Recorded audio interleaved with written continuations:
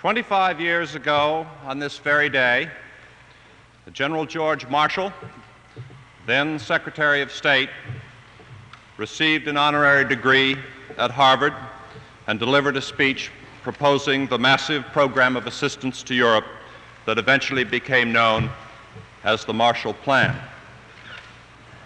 Curiously enough, the contents of the speech were completely unanticipated.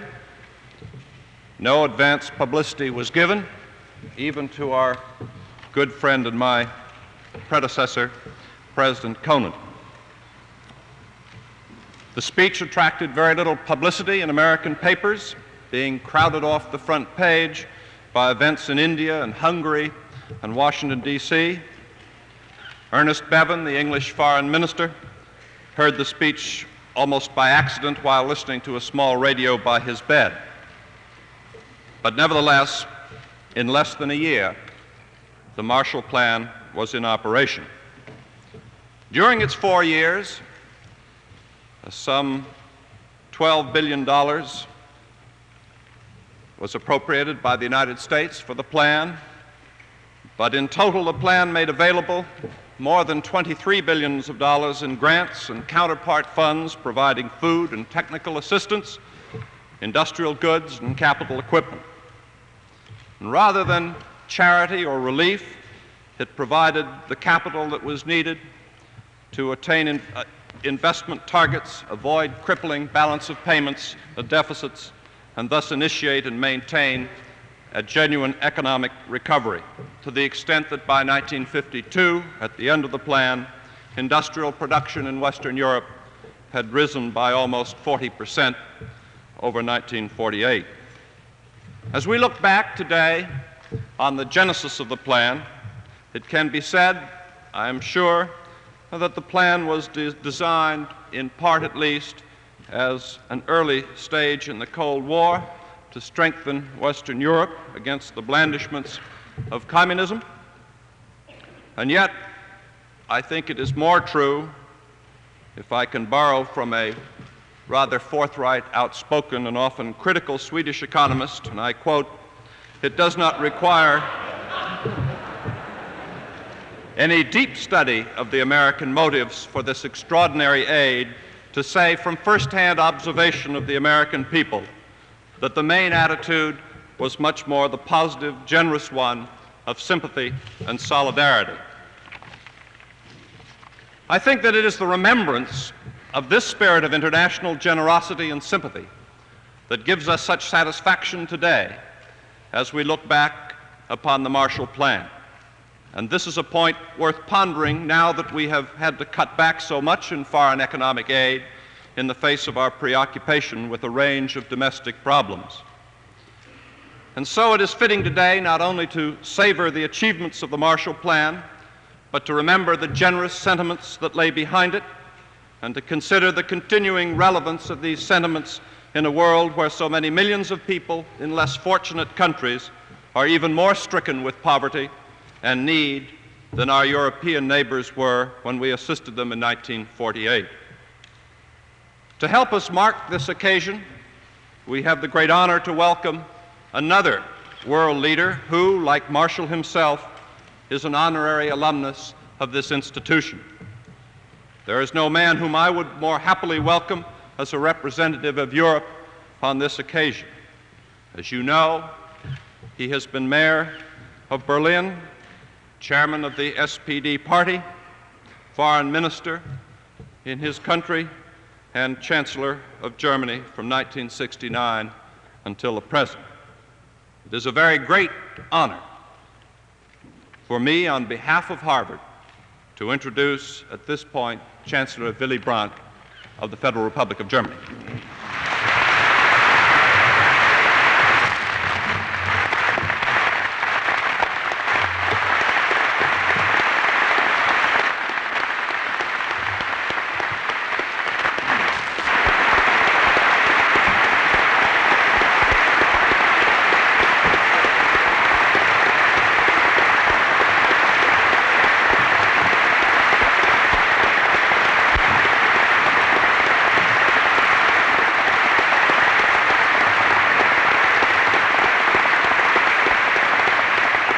Thank you very much, Mr. President, Mr. Secretary, fellows of Harvard College, ladies and gentlemen. History does not too often give us occasion to speak of fortunate events.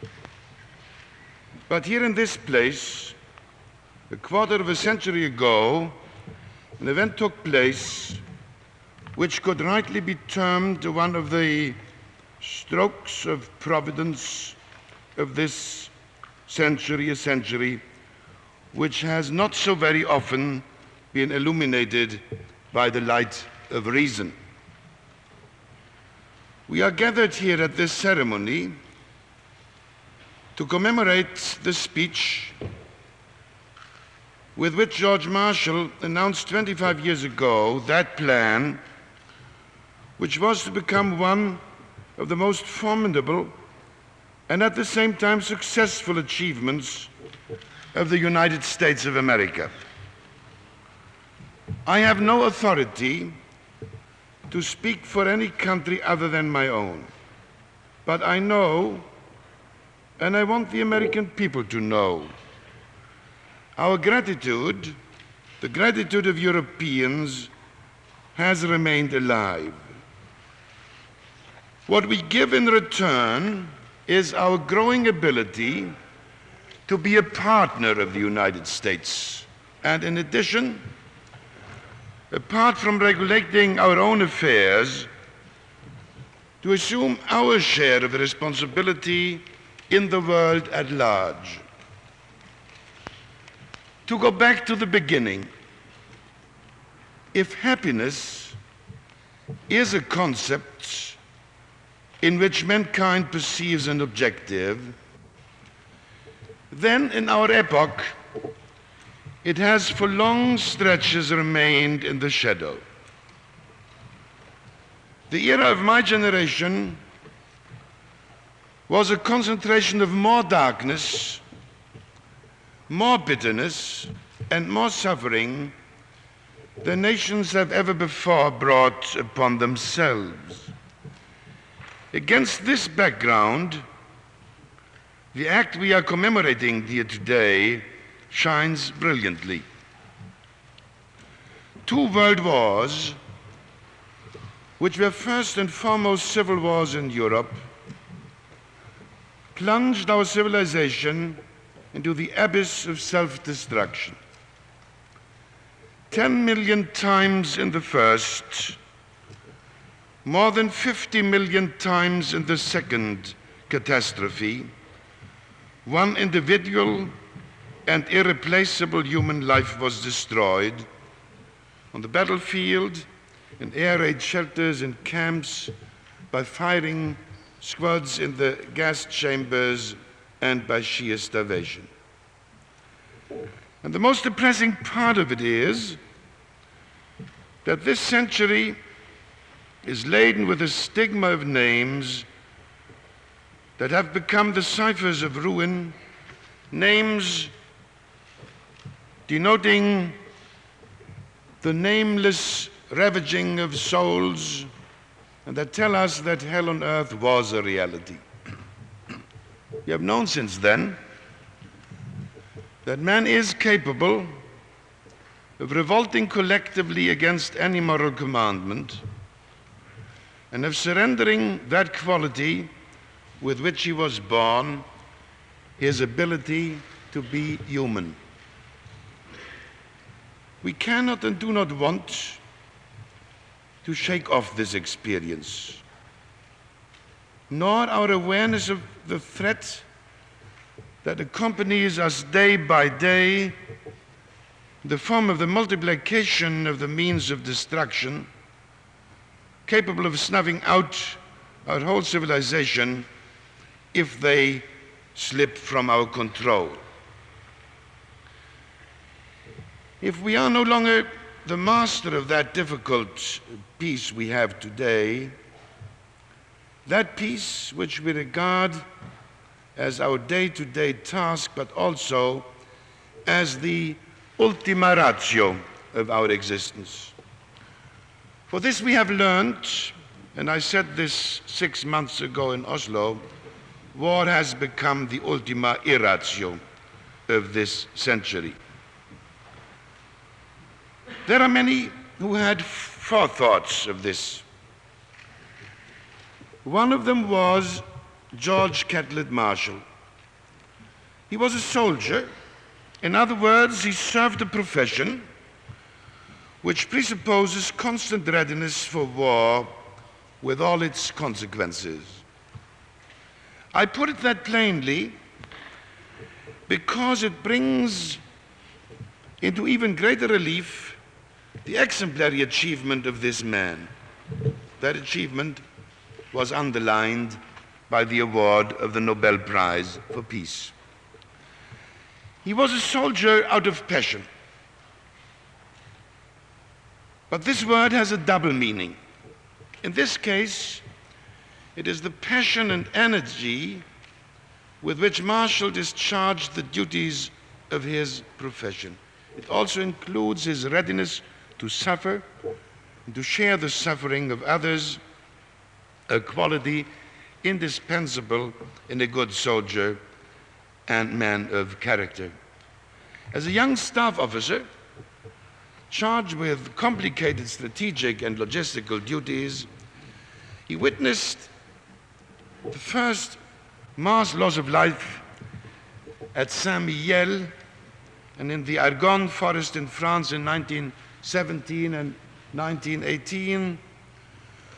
We know that this experience marked his life.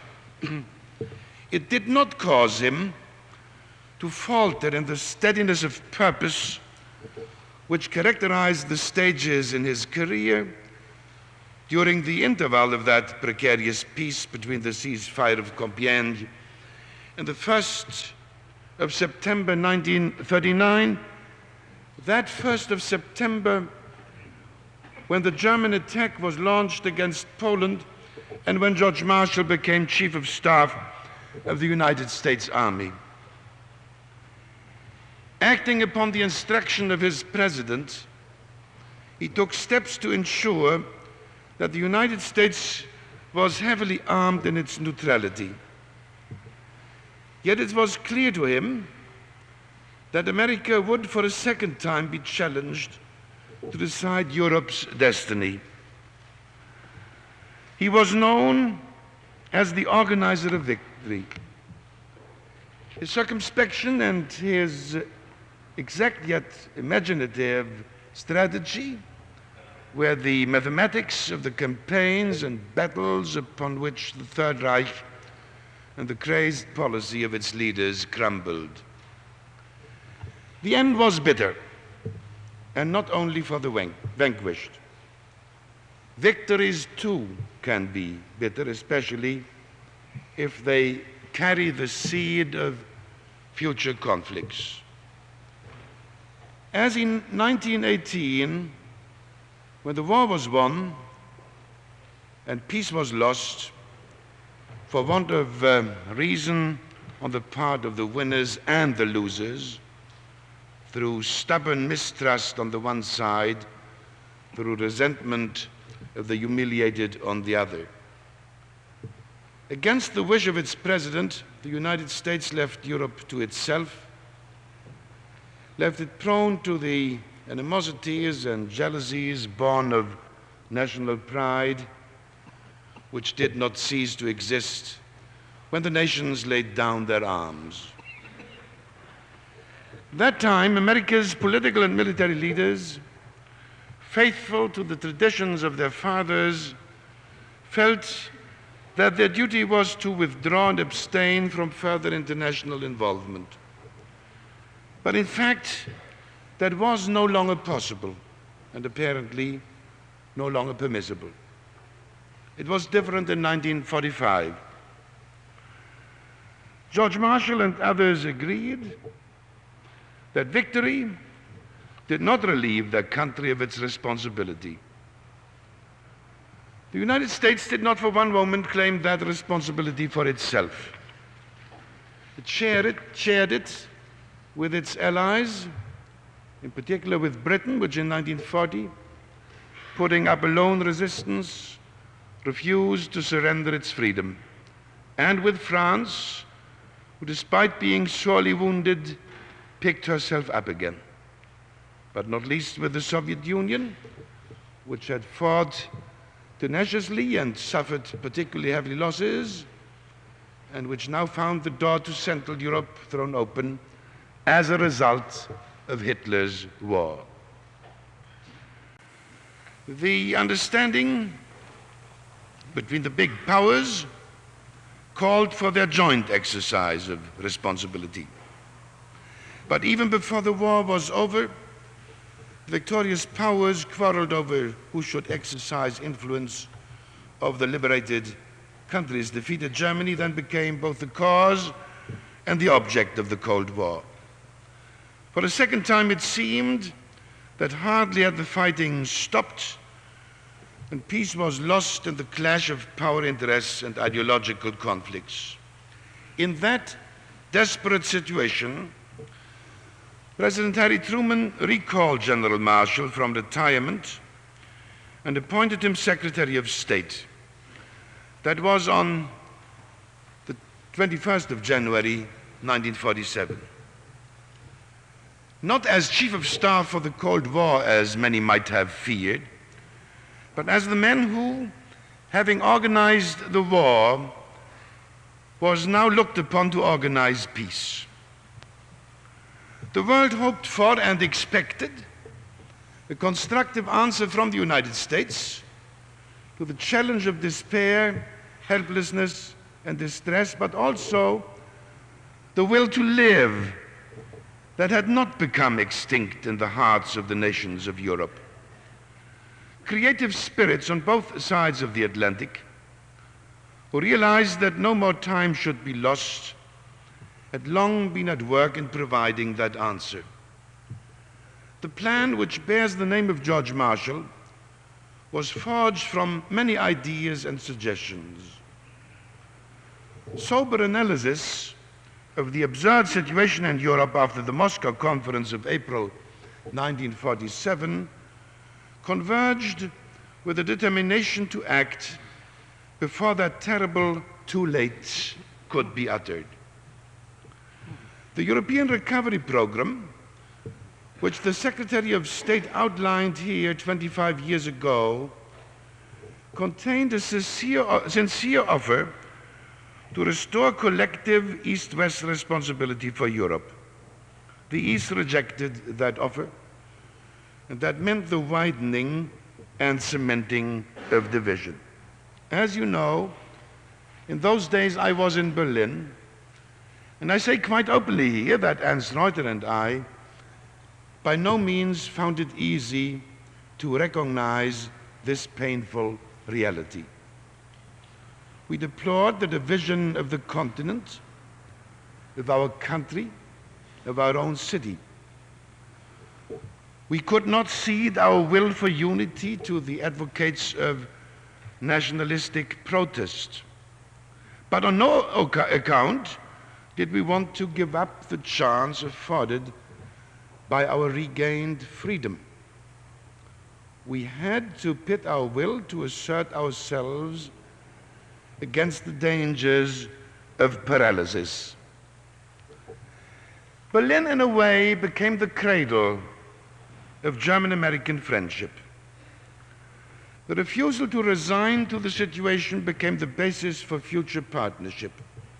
At the same time, the help we received to help ourselves in Berlin, in West Germany, and elsewhere could only benefit the countries of Western Europe, and that became, in a way, a turning point in international relations. In speaking of this assistance, I do not overlook the help given in various ways by private charitable organizations who commenced their activities even before the hostilities were over. I cannot emphasize too highly the moral support which came from their assistance then and in future years. The Marshall Plan mobilized American reserves to provide Western Europe with the capital and raw materials it needed to regain its vitality. That program explicitly included defeated Germany. It was not only that magnanimity that is part of America's nature, and not only the willingness to help, which is characteristic of the people of this country, that inspired the leaders of the most powerful nation in the world to come to the aid of the defeated. It was, of course, also a political calculation which looked beyond the current state of affairs to the horizons of coming decades.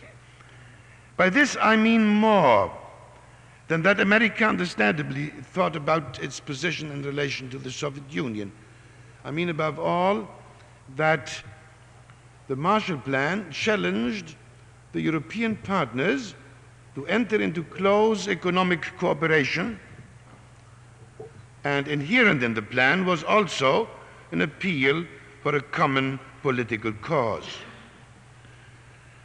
That was the basic element of the program, which without hesitation I would say bears the mark of genius.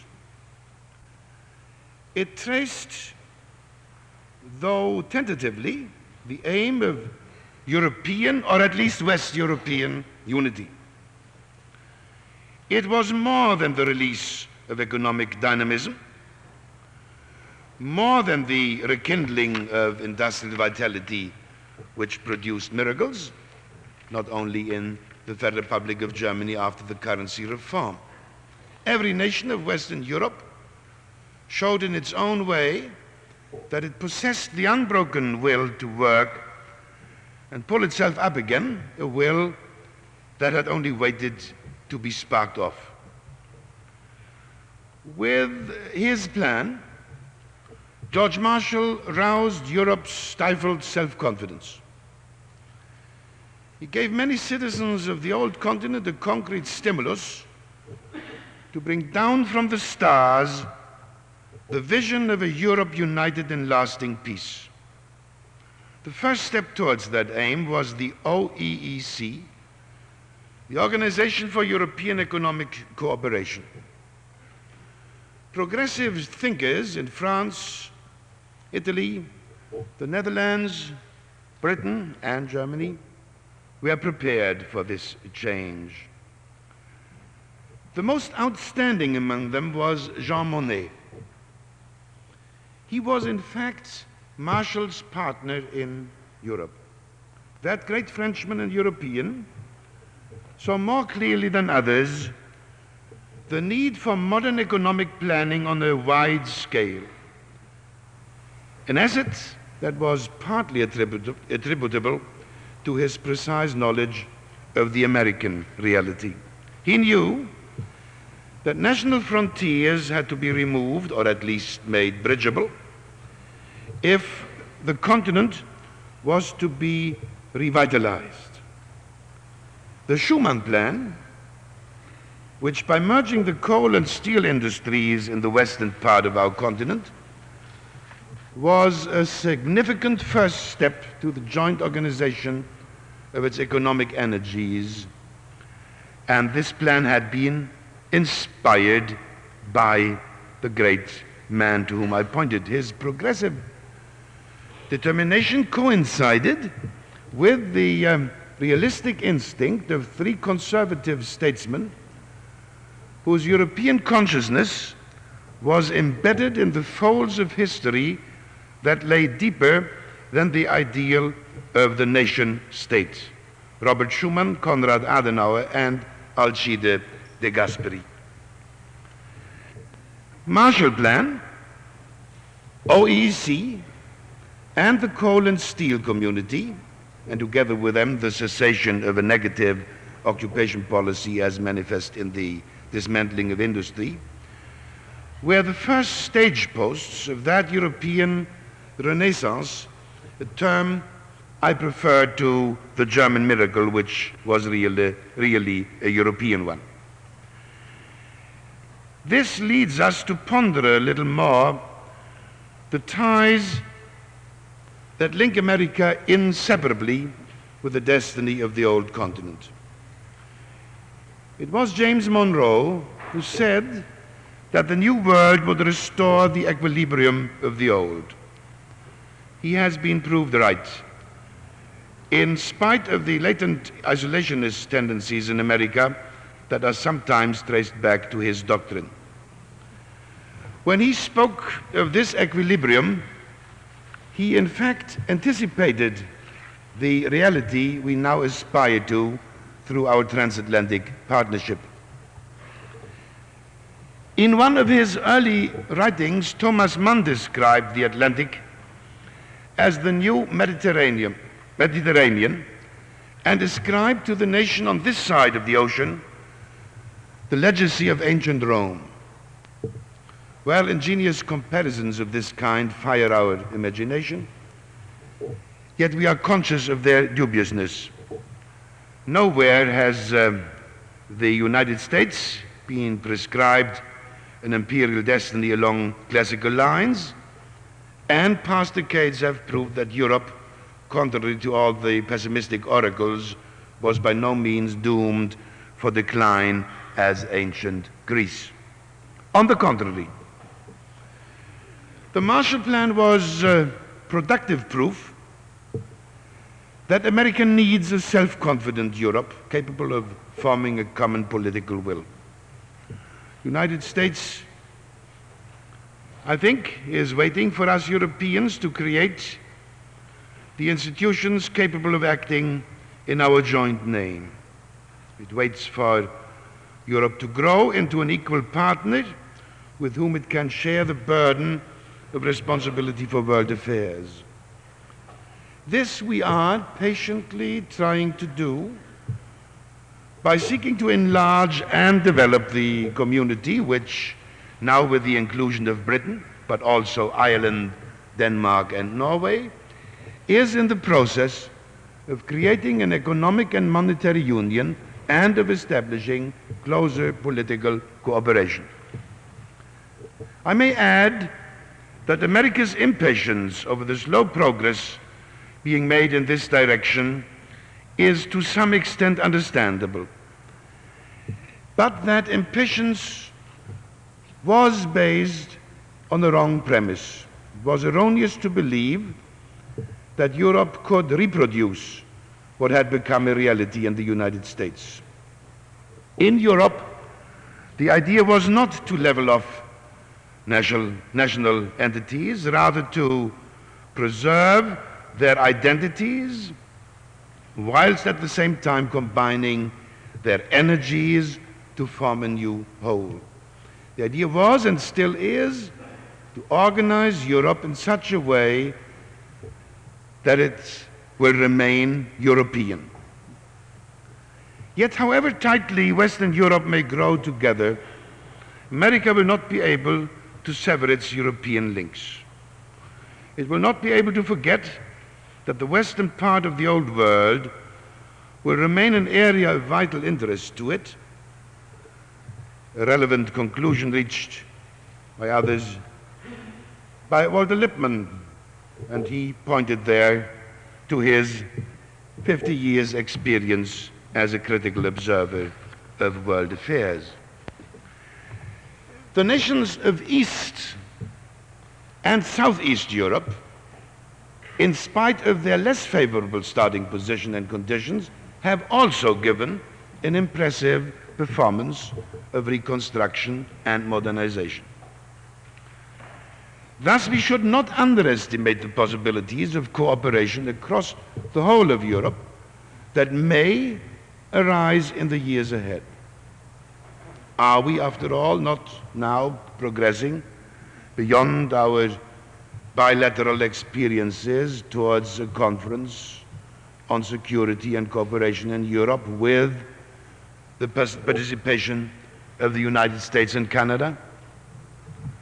And though euphoria would be quite out of place in this connection, it would be unwise not to take any opportunity that holds out the prospect of success, however slight.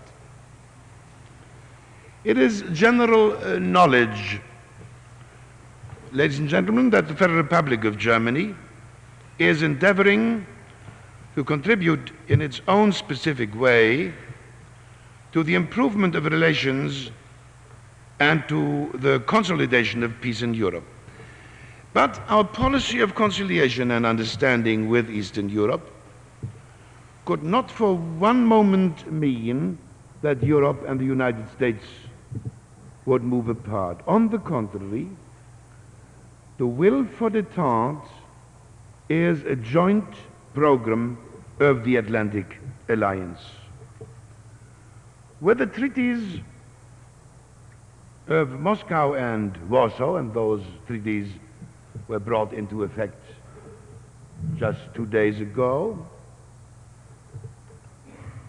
with these treaties, to which several other agreements will be added, the Federal Republic of Germany has not only honored its pledge to seek reconciliation, in which we see a moral duty,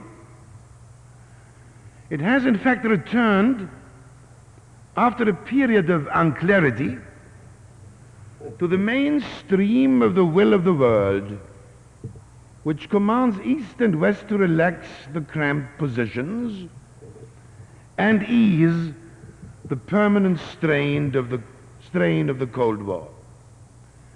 In pursuing this aim, we have never lost sight of the dictates of security, including military security. The Atlantic community has truly acquired a new dynamism.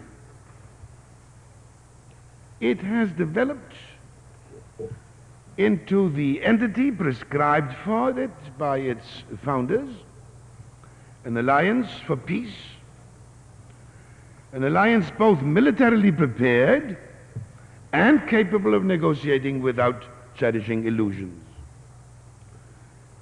The alliance remains the basis of our plans and of our actions.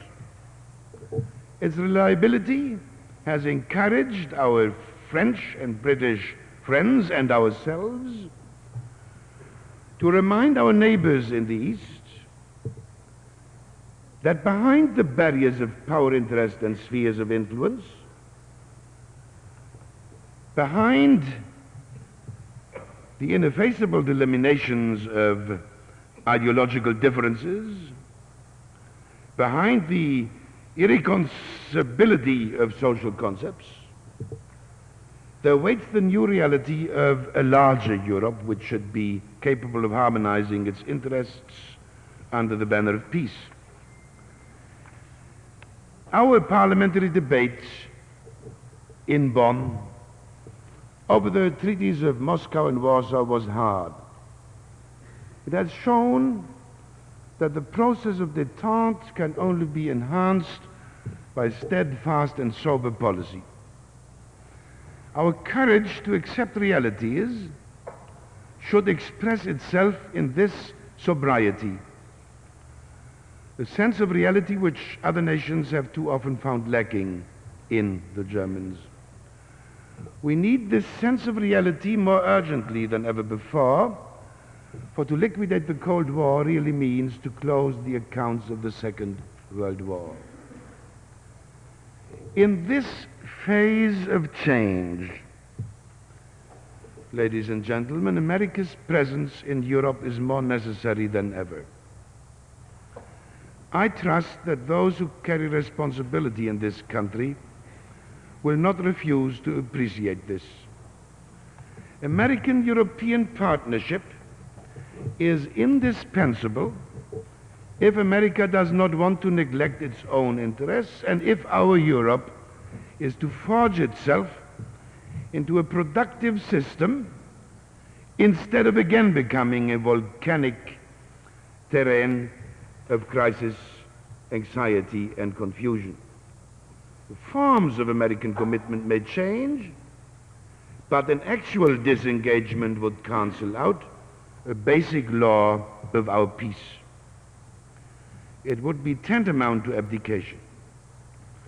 We want our American friends to know, however, that we have viewed with anything but indifference the heavy external and internal burdens which they have had to carry during this period. The fact that America does not repress its critical problems, but faces up to them unsparingly, is in our eyes proof of its unbroken strength. And the fact that it does not take them lightly does not weaken, but rather increases our sympathy and the reliability of our partnership. Ladies and gentlemen, 1947 marked the beginning of the Cold War, not because, but in spite of the Marshall Plan. The situation resulting from the Cold War is one of the bitter realities with which America, like Europe, still has to contend today. The results of the Marshall Plan have, among other things, enabled us, 25 years after its proclamation, to embark on a policy which has made 1972 a year which may one day perhaps likewise be regarded as a turning point in world politics. President Nixon has signed agreements with the leaders of the Soviet Union intended to reduce the confrontation and to mark out clearly areas of cooperation. Europe in particular can but benefit from the introduction of stabilizing factors in the relations between the two superpowers, which lead to greater security. President Nixon has rightly attributed worldwide significance to the Quadripartite Agreement on Berlin, which entered into force 2 days ago. It is a result of a great common achievement that West Berlin has been able to survive all the crises of a quarter of a century, and that now its link with the Federal Republic being no longer in question, it can look to a secure future. This also means, and this is a fact not yet appreciated everywhere, that the presence of the United States in the center of Europe, unlimited in point of time, has been confirmed with the consent of the Soviet Union. Moreover, one of our greatest tasks in the years ahead will be not to increase but to limit, and where possible reduce, the mightiest destructive potential that ever was on the soil of Europe, and to do so on both sides, in East and West. If we can together limit our armaments, mutually and balanced, instead of building up our arsenals in a race against each other, there may be opened up the perspectives that will lead to cooperation between East and West in Europe. If we can now carefully prepare a conference on security and cooperation in Europe, it is an expression of the reality that the United States will participate as a power without which there can be no security in Europe. To have recognized this reality, I think, is an important contribution by the Soviet leaders. By dint of hard work and with American support, Western Europe is now back on its own feet. With the aid of the United States, it has again found its own personality. Thus we in Europe, and especially we in the Federal Republic, are deeply indebted to this country. But in this hour, let us not only look backwards. Let the memory of the past become the mission of the future. Let us accept the new challenge and perceive the new opportunity. Peace wherever possible through cooperation. Let me stress once again that to build this structure, we need the United States, its commitment, its guarantee, and its cooperation. It is precisely now that we need increasing understanding for our partners on both sides of the Atlantic. The Federal Republic of Germany wishes to help bring this about. It is the expression of our special gratitude for the decision 25 years ago not to keep us out. It is an expression of our conviction that we can achieve peace only jointly and by cooperation.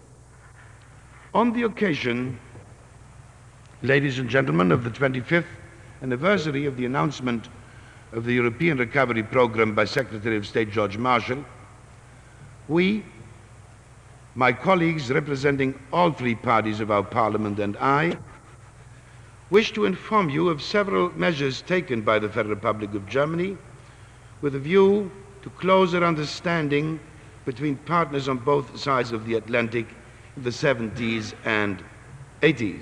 1. The German federal government has established the financial basis for the setting up of a German Marshall Plan memorial in the United States. The fund has meanwhile been incorporated and constituted in the District of Columbia as an independent American foundation, the German Marshall Fund of the United States, a memorial to the Marshall Plan. Its bylaws have been adopted, its board members and officers elected. The federal government undertakes to provide the fund with 150 million Deutschmarks to be paid over the next 15 years in installments of 10 million Deutschmarks due on the 5th of June of each year. All parties represented in the German Bundestag approved the government's appropriation bill for these funds.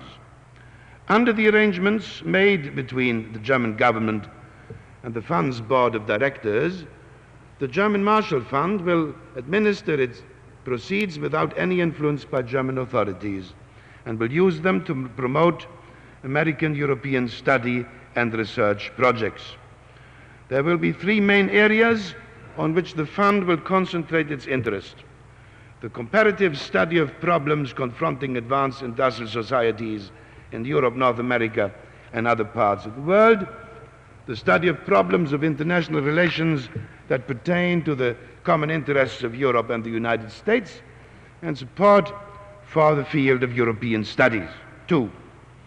Upon the suggestion of the federal government, the program of West European Studies of Harvard University will receive this year a non-recurring grant of 3 million Deutschmarks from the German Marshall Fund to establish a German Marshall Memorial Endowment for the promotion of European study projects.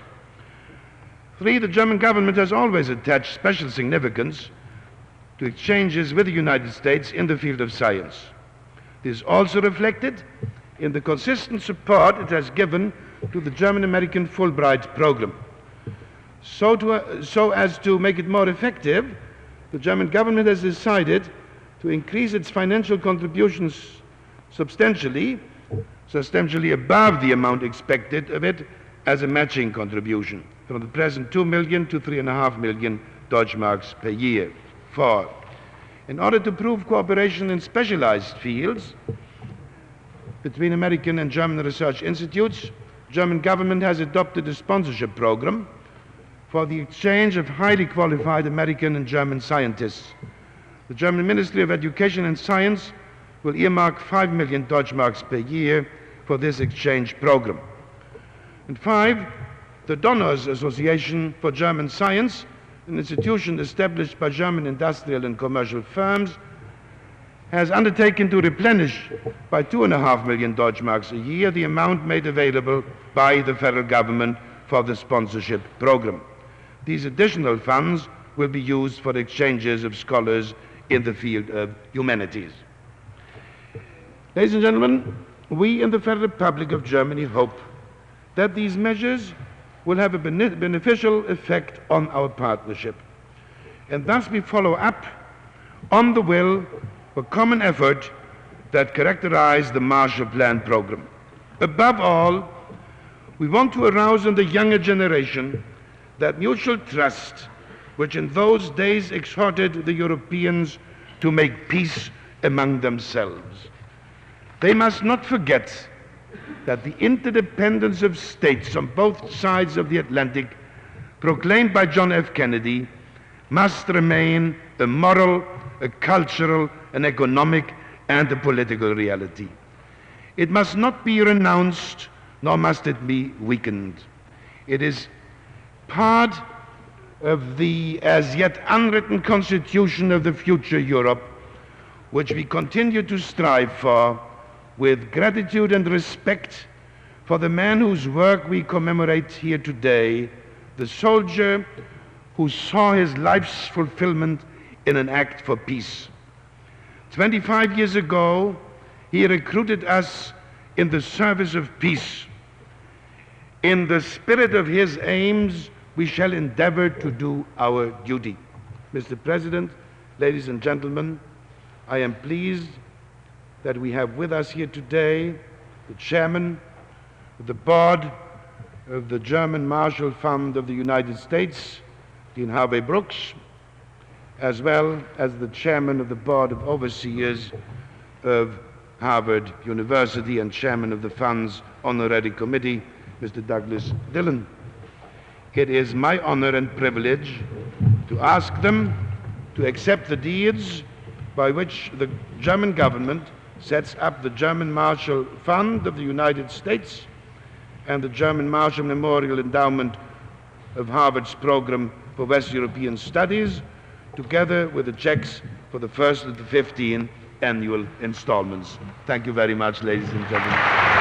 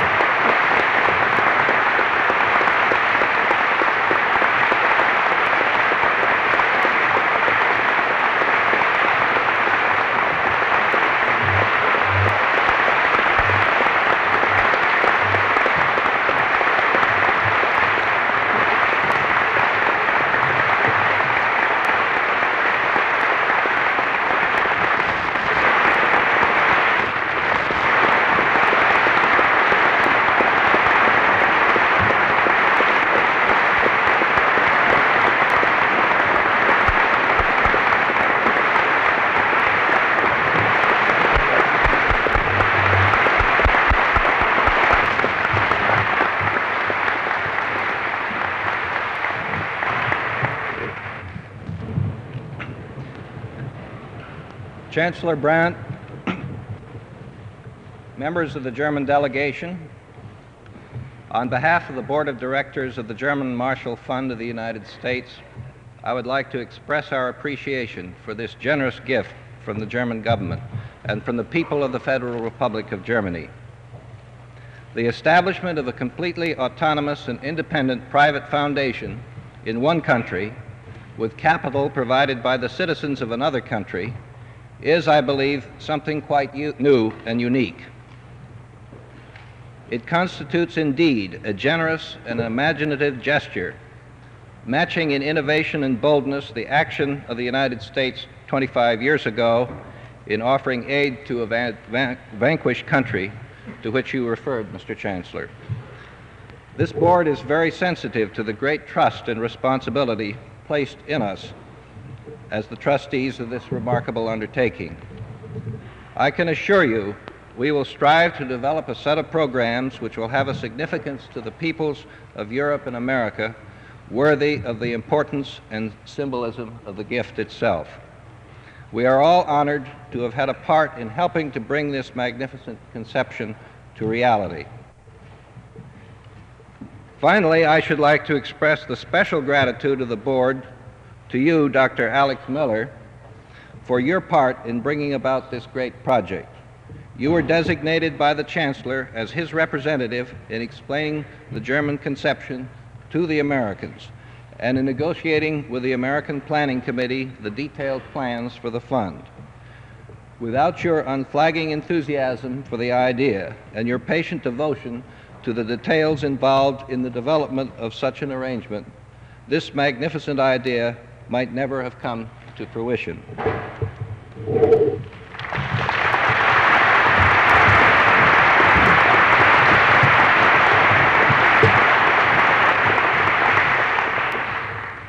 Mr. Chancellor, Mr. President, it's my privilege and great honor, Mr. Chancellor, to thank you for this fine gift to Harvard and to express the gratitude of the Honorary Committee of the German Marshall Fund for the generous action taken by you and the people of West Germany in establishing this new fund and in dedicating to it the substantial sum of 150 million marks, or over $45 million. Your gift to Harvard of 3 million marks, nearly $1 million, provides a firm foundation for our program of West European studies. At this time, as the world grows smaller through faster transport and ever better channels of communication, it is natural that increased attention should be paid to many areas that in the past have been relatively unfamiliar. But it is essential that the greater emphasis on these areas not be at the expense of lessened attention to Western Europe. The importance of a close and understanding relationship between Western Europe and North America for the continued peace and prosperity of our planet simply cannot be overemphasized. We at Harvard are happy to know that thanks to your generosity, Harvard is now assured of the means that will permit her to continue her efforts to build this closer and firmer understanding. On behalf of the two governing boards and all of us here at Harvard, I thank you and the people of the Federal Republic for your generosity to our university. And now I would like to say a few further words on behalf of the Honorary Committee of the German Marshall Memorial Fund. Your action in creating this fund is a gesture of gratitude which will be deeply appreciated by the people of the United States. But your action has a significance that goes far beyond an expression of appreciation for the Marshall Plan. When George Marshall made his great proposal 25 years ago, it was in the belief that the health and well-being of Western Europe was essential to the well-being of our planet. The adoption of the Marshall Plan marked the recognition by the United States that the world had become so closely bound together that henceforth no nation, no matter how strong, could successfully go its own way without regard for others. This was a new and powerful idea, an idea that is only at the beginning of its influence on the affairs of nations. A second significant step in this direction was the creation of the European Common Market, looking towards the economic unification of Western Europe and laying the groundwork for possible future political unification. This step is now being consolidated by the entrance of Great Britain and other countries into the common market. A third major step has been the move toward better understanding between East and West, marked by the Federal Republic's treaties with the Soviet Union and Poland, by the Berlin Agreements, and by President Nixon's visits to Peking and Moscow. To some, the creation of the German Marshall Memorial Fund may seem relatively insignificant in comparison with these great events. But in my mind, that would be an erroneous interpretation. For if mankind is to prosper, to avoid the horrors of modern war, and learn to live in harmony with his environment, we must develop a far closer degree of international cooperation than the world has ever seen, and we must do so in the relatively near future. The studies that will illumine the way and thus make possible further steps in this direction are just what the German Marshall Memorial Fund is all about. For unless North America and Western Europe can find the mutual confidence and understanding that is required for the closest cooperation in all fields of human endeavor, it will never be possible to create the worldwide framework of cooperation that is needed to ensure continued peace and prosperity.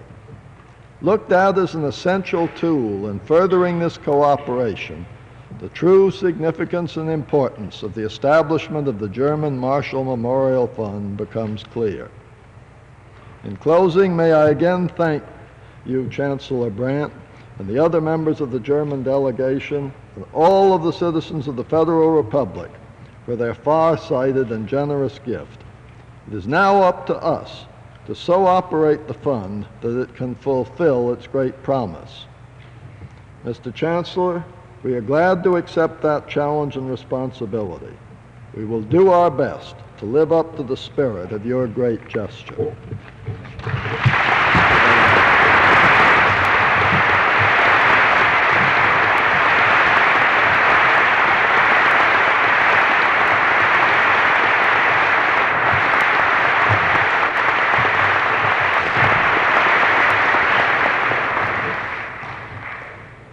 As this program nears its close, could I ask the audience to remain for just a moment to give the party on the stage an opportunity to depart.